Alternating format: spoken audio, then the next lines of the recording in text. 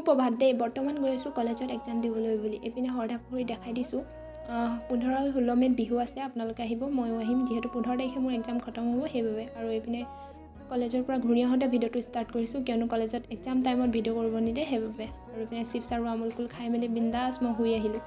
আৰু বেছি শুলেও নহ'ব হয়নে বাৰু, সেইবাবে বাহিৰৰ নাজাৰা উপভোগ কৰিলোঁ অলপ সময়, কিয়নো মই 2 দিন পাৰ হৈ গৈছোঁগৈ মোৰ নিজৰ আলিটো শুওঁতে সেইবাবে আজিকালি ভয় লাগে শুবলৈ বুলি বাছত, আৰু নুশু।